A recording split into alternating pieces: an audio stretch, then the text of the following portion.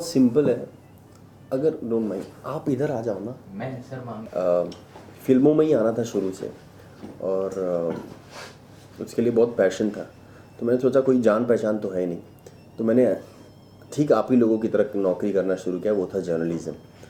और जब मैं जर्नलिस्ट बना तो बहुत लोगों से मुलाकात होने के दौरान बहुत कुछ सीखा, क्योंकि मुझे फ़िल्म मेकर बनना था। वो फिल्म मेकिंग करने के दौरान क्या क्या एक पर्सनल लाइफ और कैसे जर्नलिज़्म को मैंने प्रिंट, इलेक्ट्रॉनिक, रेडियो सब किया। 10 साल जर्नलिस्ट का काम किया मैंने, और उसी दौरान सबसे मुलाकात हुआ। इस सब लोगों ने अपनी पर्सनल एक्सपीरियंस मेरे साथ शेयर की।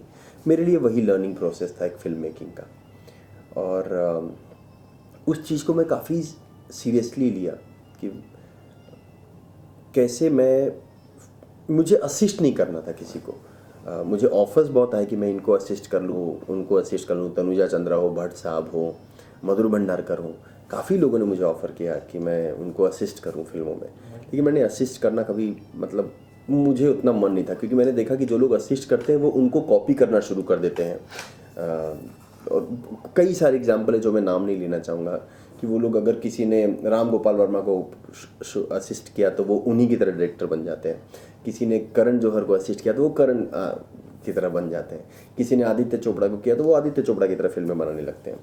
लेकिन बहुत सारे ऐसे लोग हैं जैसे राम गोपाल वर्मा हो, या कई लोग हैं ऐसे जो क्रिस्टोफर नोलन हो, जिन्होंने कभी किसी को असिस्ट नहीं किया और वो लोगों ने अपना फिल्म अलग तरीके से दिखाया। सत्यजीत रे उनमें से एक नाम है। तो वही मैं भी करना चाहता था। तो जब जर्नलिज्म से मैं बिल्कुल बोर हो गया तो मैंने सोचा अब मैं क्या करूं। तो मैंने गुजारिश देखी। गुजारिश देखने के बाद मैं संजय भंसाली जी को फ़ोन किया, मैं बोला मुझे आपसे मिलना है। मैं जब उनसे मिलने गया तो उन्होंने कहा ठीक है तुमको असिस्टेंट बनना है, मैंने बोला सर मुझे असिस्टेंट नहीं बनना है, मुझे सीईओ बनना है कंपनी का। ये उनकी बड़प्पन थी कि उन्होंने बिना सोचे बोला तुम्हारे अंदर सिनेमा को लेके बहुत पैशन है, चलो हम शुरू करते हैं।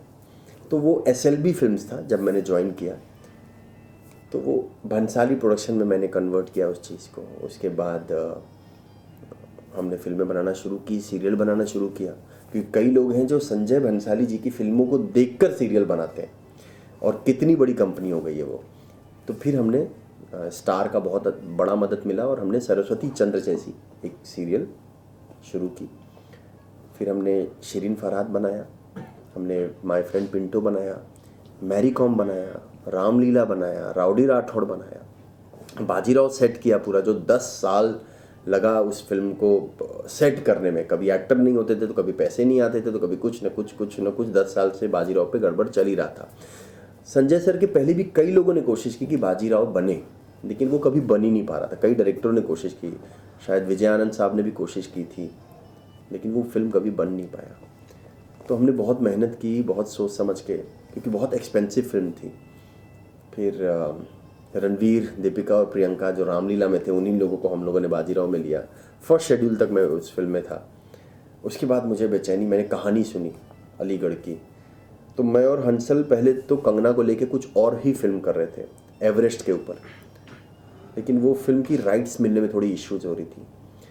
फिर हमने एक दिन हंसल के घर पे मैं बैठा था और हंसल ने मुझे सुनाई अलीगढ़ की कहानी। पहले तो कुछ और ही नाम था, राम कुछ अलग ही नाम था हंसल ने रखा था उस फिल्म का। तो मेरे को इंटरेस्ट नहीं था सुनने में, पर हंसल ने फोर्स किया कि तू सुन एक बार, कैसा लगता तू बता।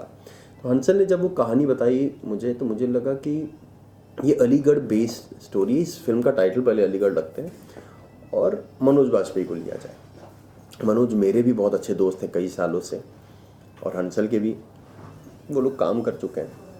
हमने मुकेश छाबड़ा को कांटेक्ट किया और मुकेश छाबड़ा ने मनोज को कांटेक्ट किया और मनोज ने हमें तुरंत मिला और तुरंत हाँ बोल दिया उसने।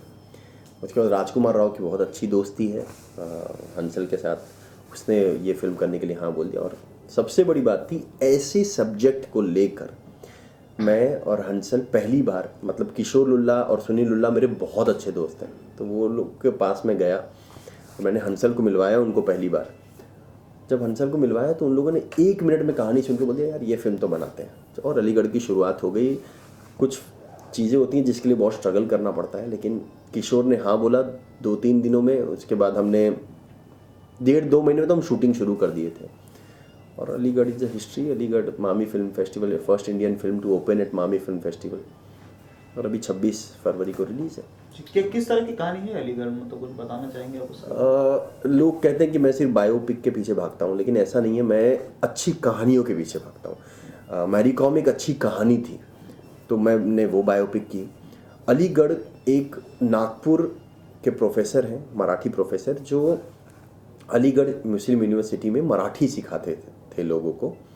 और सिखाते हुए उनके बहुत कम स्टूडेंट होते थे अलीगढ़ में, क्योंकि वो यूपी बेस्ड जगह है।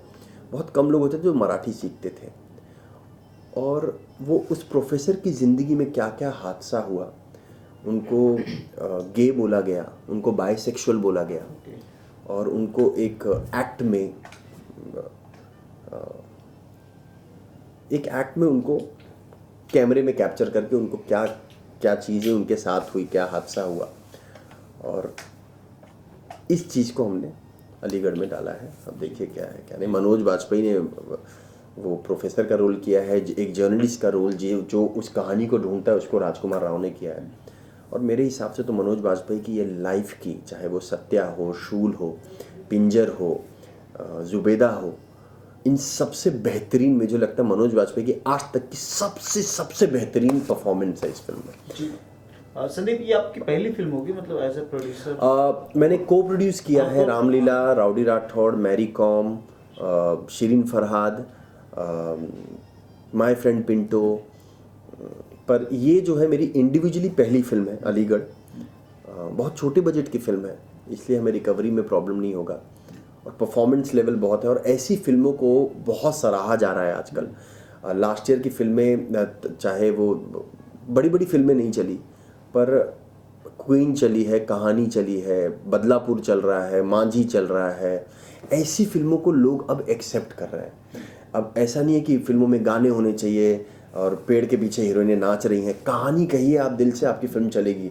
अगर प्यार का पंचनामा एक अच्छी कहानी है तो वो चल रही है शानदार, अगर अच्छी कहानी नहीं है तो वो नहीं चल रही है। आप स्टार्स को लेकर इस साल तो मुझे लगता है एक आई ओपनिंग ईयर रही है इंडस्ट्री के लिए। बाजीराव, दिलवाले साथ में रिलीज हुई, इतने बड़े स्टार्स हैं दिलवाले में, और बाजीराव ने इतना अच्छा बिजनेस किया है। बट ऑब्वियस शाहरुख खान से बढ़ के कोई नहीं है इस इंडस्ट्री में, काजोल से बढ़ के कोई नहीं है, रोहित शेट्टी इतने बड़े डायरेक्टर हैं। पर हर फिल्म की एक डेस्टिनी होती है। आपको, मुझे लगता है कि हम को इंडस्ट्री में सबसे ज़्यादा स्टोरी, स्क्रीन प्ले, डायलॉग और म्यूज़िक पे काम करना चाहिए। इनके बाद हमको कुछ और सोचना चाहिए, पर हम उल्टा जाते हैं। हम मार्केटिंग और फिल्म के रिलीज डेट और कॉस्ट्यूम और स्टे और 5 स्टार होटल और ये सब ज़्यादा देखते हैं, पर हम फिल्मों पे ध्यान नहीं दे पाते। मैं तो यही चाहूँगा कि लोग स्क्रीन प्ले, डायलॉग और म्यूज़िक पे ज़्यादा ध्यान दें, बाकी फिल्में बन जाती है। देखिए, मैं जब अलीगढ़, मैंने भी उस दिन पहली बार देखा मामी फिल्म फेस्टिवल जिस दिन ओपनिंग थी, क्योंकि मैं अपने फिल्म के एडिट पर जाके फिल्में देखता हूँ या करता हूँ, या डायलॉग या करेक्शंस में बैठता हूँ।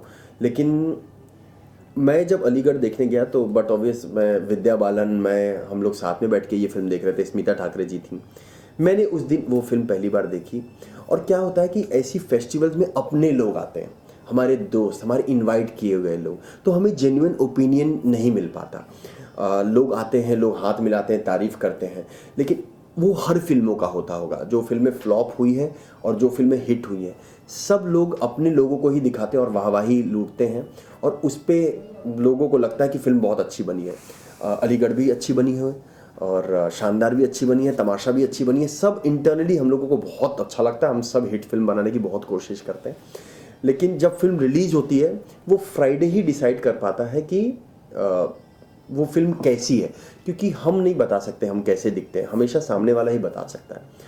तो मुझे लगता है कि हमें मामी फिल्म फेस्टिवल या किसी जर्नलिस्ट का रिव्यूज़ को सीरियसली नहीं लेना चाहिए।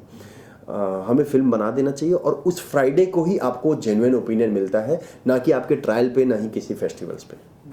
अलीगढ़ के बाद हमने सुना you are also working on Sarbjit, so उसकी क्या, किस तरह से बन रहा है? सरबजीत वापस एक बायोपिक है।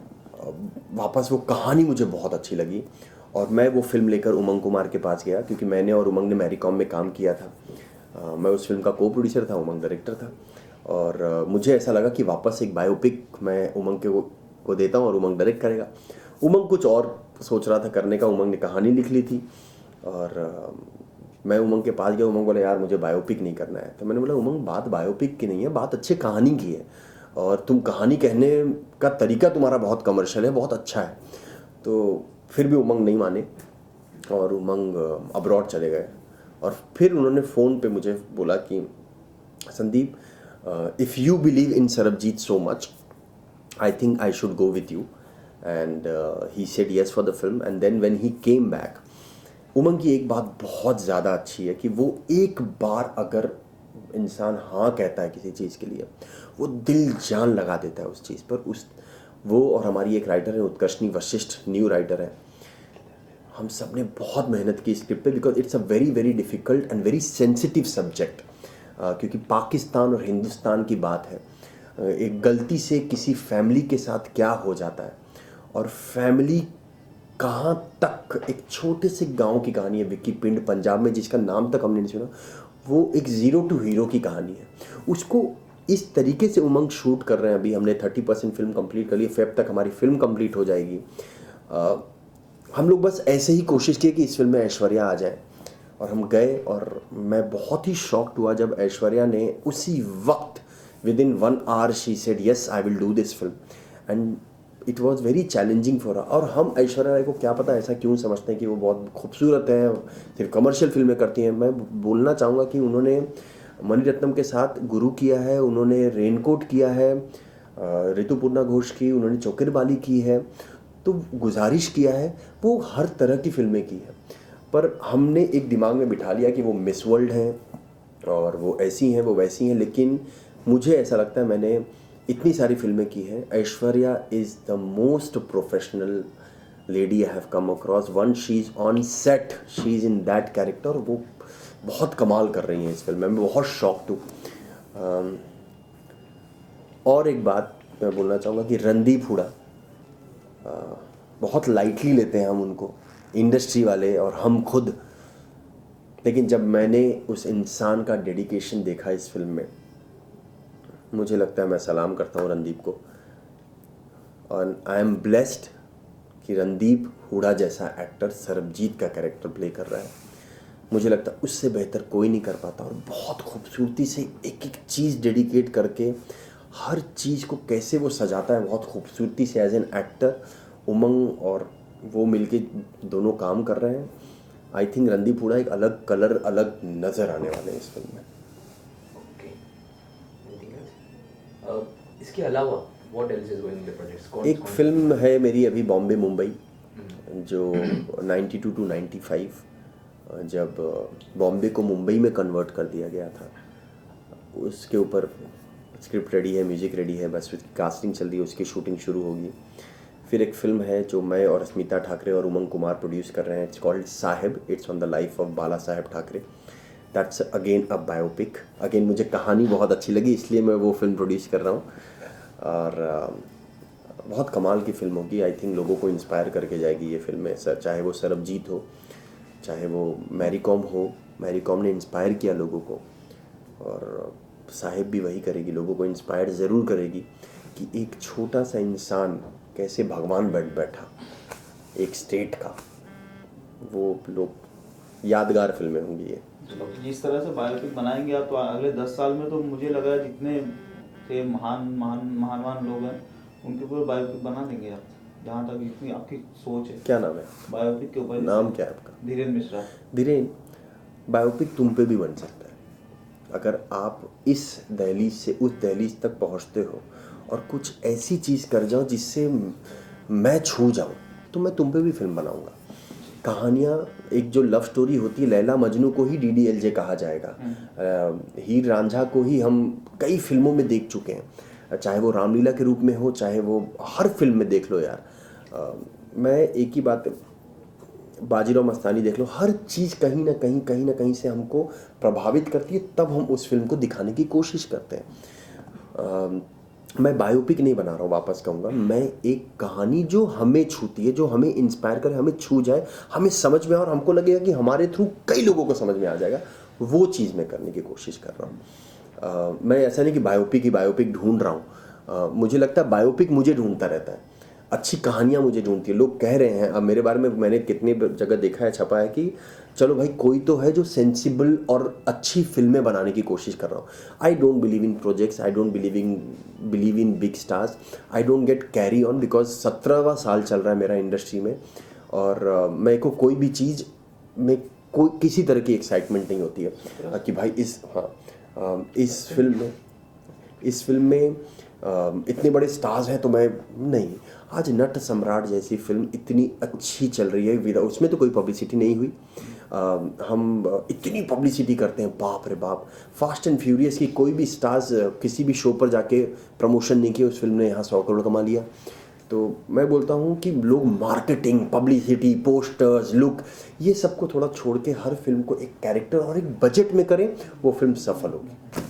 संदीप, जर्नलिज्म ऐसी कोई जर्नलिज्म का कितना असर है आपकी करियर को? मुझे लगता है सिर्फ जर्नलिज्म का ही मेरे पे असर रहा, क्योंकि आप रूबरू होते लोगों से, और हर तरीके के लोगों से मैं मिला, चाहे वो बाला साहेब हो, चाहे वो विलासराव देशमुख हो, चाहे वो शरद पवार हो, चाहे वो प्रणब मुखर्जी हो, चाहे वो पी चिदम्बरम हो, चाहे वो अमिताभ बच्चन हो, श्रीदेवी हो, आयशा जुल्का हो, नाना पाटेकर हो, माधवन हो, आफ्ताब हो, फरदीन हो, जैद हो, सोनू निगम हो, लताबाई हो, पंडित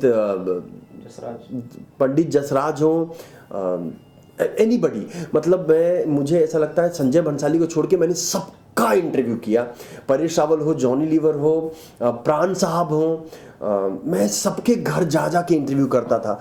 और मुझे आदत है कि मैं ढूंढूं लोगों को, और मैं सेट पे जाके कभी इंटरव्यू नहीं करता था, ग्रुप में कभी इंटरव्यू नहीं करता था। मैं बोलता था आप आराम से दो, चाहे वो ऋतिक हो, चाहे वो अभिषेक हो, हर लोगों ने, मनोज वाजपेयी, सबके इंटरव्यूज किया है मैंने। आज उन लोगों के साथ मैं काम कर रहा हूँ। कितने जर्नलिस्ट हैं बड़े बड़े आज के डेट में जिनसे मैं नौकरी मांगता था, और वो लोग मुझे बोलते थे अरे तुमको एक्टर बनना है, चलो जाओ ऑटो साइड में। बहुत इंसल्ट भी सहा मैं। एक स्टार ने मुझे बोला कि तुम आओ, मैं तुमको फिल्म इंडस्ट्री में लूँगा, और मुझे 2 घंटा मुझे और मेरी मम्मी को यहीं लोखंड वाला में नीचे खड़ा रखा। और आज के डेट है कि जब वो बोलते हैं कि नहीं तुम मेरे साथ फिल्म बनाओ, ये प्रपोजल है। रिसेंटली उस स्टार्स की बहुत बड़ी फिल्म हिट भी हुई है। कई लोग हैं, रणबीर कपूर ने मुझे कितना कुछ समझाया, रणवीर सिंह ने, दीपिका ने, प्रियंका ने बहुत समझाया, शाहरुख ने बहुत समझाया मुझे। सलमान भाई का एक अलग रूप देखने को मिलता है मैं जब भी घर पे जाता हूँ तो। हर इंसान ने कहीं ना कहीं समझाया, और मैं ऐसे लोगों के पास ही जाता था जो लोग कुछ कह सकें।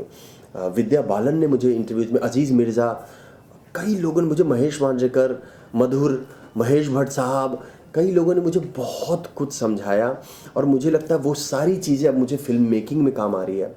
पर सबसे ज़्यादा अगर मैं एक श्रेय दूंगा तो मैं संजय लीला बंसाली को दूंगा, क्योंकि उनसे मुझे पता चला कि फिल्म बनाना और फिल्म की बारीकियों को समझना, चाहे वो स्क्रीन प्ले के रूप में है, चाहे वो कैरेक्टर्स के रूप में है, चाहे वो डायलॉग के रूप में हो, चाहे वो म्यूज़िक के रूप में हो, चाहे वो रिदम में, चाहे वो रिकॉर्डिंग, चाहे वो मिक्सिंग, चाहे वो कॉस्ट्यूम, आर्ट, हर चीज़ में उस इंसान का 100% होता है। तो असिस्टेंट के लिए बहुत सारे जॉब आए मेरे पास, पर मैं डिसाइड कर चुका मैं इस आदमी के पास ही काम करूँगा। मुझे याद है कि सावरिया बनने वाली थी और मैं संजय बंसाली की बिल्डिंग में गया था, और वॉचमैन ने मुझे अंदर तक जाने नहीं दिया था, और वहीं पे मैं एक दिन CEO बनता हूँ, और वही वॉचमैन दरवाज़ा खोलता है, साहब बोलता है, और मैं उसे दिवाली बख्शीश देता हूँ। बहुत सारी कहानियाँ अगर कहना मैं शुरू करूँ तो शायद मैं खुद ही रोना शुरू हो जाऊँ। जैसे कल रात की मैं एक छोटी सी बात बताता हूँ। कल रात को मैं 10 साल बाद बांद्रा स्टेशन गया था। मैंने बोला गाड़ी वहाँ घुमाओ, और मैं वहाँ से गुजरा। एक वक्त था कि मैं को वहाँ पे पकड़ा गया था कि मैं विदाउट टिकट ट्रैवल कर रहा था, क्योंकि मेरे पास पैसे नहीं रहते थे, तो मैं ट्रेन के ऊपर बैठ के जाता था अपने घर पे। बहुत सारी छोटी छोटी कहानियाँ हैं जो मैं और मेरी मम्मी वहाँ बांद्रा स्टेशन के पास एक गार्डन है, वहाँ सोया करते थे, क्योंकि घर नहीं था। बहुत सारी चीज़ें हैं, लेकिन अगर आप इंसान फोकस रखे कि काम हो, काम करना है सिर्फ हमें, और ये काम करना है, काम नहीं होता, ये भी करना, वो भी करना। लालच कभी नहीं थी मेरे अंदर, पैसा, घड़ी, ये वो, ब्रांडेड कपड़े। मैं आज भी अपने शर्ट सिलवा के पहनता हूँ, कोई ब्रांडेड चीज़ें मेरे पास है ही नहीं लाइफ में। मुझे गाड़ियों का शौक़ नहीं है, मुझे कपड़ों का शौक़ नहीं। क्या क्या आता है लाइफ में। मैं फेसबुक ट्विटर ये सब मैं बिलीव नहीं करता हूँ। आई नो कि I am little backward, 90s की तरह साउंड कर रहा रहूँगा, लेकिन मुझे लगता है इन सब चीज़ों से फिल्में नहीं बनती हैं। फिल्में बनती हैं एक स्क्रीन प्ले और डायलॉग से, और उसमें मैं बहुत खुश होता हूँ वो चीज़ करने में। और क्योंकि जब आप छोटे से बड़े होते हो, मैंने गोला भी बेचा है शिवाजी पार्क में, मैं ट्यूशन भी पढ़ाता था बच्चों को घर चलाने के लिए, मैं एक वक्त पे दुबई भी रेडी था जाने के लिए, लेकिन एक चीज़ कांस्टेंट थी मेरे दिमाग में कि भाई मुझे फिल्में बनानी है, मुझे कहानियाँ कहनी है। और इसके लिए जब रामलीला और मैरी कॉम और राउडी राठौड़ और ऐसी फिल्में बनाया, और उसके बाद अलीगढ़ और सरबजीत और साहेब, मतलब ये सब 10 साल 15 साल की मेरी ड्रीम है। मैं खुद एक क्लासिकल डांसर हूँ, मैं खुद म्यूज़िक बहुत अच्छा गाता हूँ, कॉम्पोजिशंस काफ़ी कुछ मैं करता रहता हूँ। देखिए अब क्या होता है, बहुत जल्द नेक्स्ट ईयर तक मैं डायरेक्ट करना शुरू कर दूंगा, क्योंकि वही वो जर्नी जो है मेरी अभी तक की, वो सिर्फ डायरेक्शन की तरफ है, और मैं वो डायरेक्ट करने के लिए ही ये इतना तप रहा हूँ। तो जब मैं ये कर लूँगा तो कोशिश करूँगा कि एक अच्छी फिल्म बना सकूँ, बायोपिक नहीं, अच्छी कहानी। संदीप, ऐसी कोई एक स्टोरी जो आपके जहन में हो, आपने डायरेक्टर की बात की, you want to direct a film, लेकिन एक ऐसी कहानी जिसको आप सोच रहे हैं, you want to work on it, और आपने सोचा होगा कि जब मैं खुद फिल्म बनाऊंगा, so you want to be a part of that particular project, ऐसी कोई एक चीज़? I want that story to be a part of me, I don't want to be a part of that story. मैं कहानियाँ लेता नहीं हूँ, मैं नॉर्मल ज़िंदगी से कुछ ना कुछ जो सीखा हूँ वो कहानी कहना चाहूँगा, पर लार्जर देन लाइफ एक विजन होता है कहानी कहने का। एक कहानी श्याम बेनेगल अलग तरीके से कहेंगे, उसी कहानी को संजय लीला भंसाली अलग तरीके से कहेगा। एक अंडरवर्ल्ड की फिल्म करण जौहर अलग तरीके से शायद बना पाएंगे, जो अग्निपथ होगी, और एक अंडरवर्ल्ड की फिल्म रामू अलग तरीके से बनाएगा, वो कंपनी होगी। तो मैं शायद, मुझे नाच गाना श्रृंगार और वी शांताराम और संजय भंसाली और ऐसी कहानियाँ मुझे पसंद है कहना जब मैं डायरेक्ट करूँ। तो देखिए हर चीज़ का एक दहलीज होता है, जब हम प्रोड्यूस करते हैं तो क्या होना चाहिए, कितना बजट होना चाहिए ताकि वो रिकवर कर ले, वो सारी चीज़ों को मैं ध्यान में रख के करता हूँ। जब मैं फिल्म बनाऊँगा मुझे लगता है ये सब चीज़ों को मैं क्रॉस कर जाऊँगा, क्योंकि होंगे 8 गाने और होगी एक कहानी जो मैं नेक्स्ट ईयर शूट कर रहा हूँ, मोस्ट प्रॉब्ली मैं डायरेक्ट कर रहा हूँ वो। तो इट्स लार्जर देन लाइफ, बहुत बड़ी कहानी है, बहुत अच्छी कहानी है, बहुत अच्छे कैरेक्टर्स हैं, क्योंकि कैरेक्टर्स और स्क्रीन प्ले डायलॉग ही फिल्मों को आप बता सकते हो। तो देखिए मैं इतनी कोशिश कर रहा हूँ, हो सके मैं फेल भी हो जाऊँ, हो सके हर चीज़ के लिए इंसान को रेडी रहना चाहिए, फेल सफलता और असफलता दोनों के लिए। ज़्यादा सीरियस नहीं होना चाहिए किसी चीज़ में, जितना भी इन्वॉल्व मत हो जाओ कि आपको अपने आप से ही नफरत हो जाए। तो वो सब चीज़ों को मैं देख चुका हूँ, लोगों को खुश होते हुए, लोगों को बर्बाद होते हुए। मुझे आज भी याद है कि जॉन एक बाइक पे मुझे पिकअप करने आते थे और बोलते थे यार फिल्में करनी है, बहुत चीज़ें हैं लाइफ में। मैं अभी कहना शुरू करूँगा तो मुझे लगता है मैं क्या क्या कह दूँगा, तो इट्स ओके।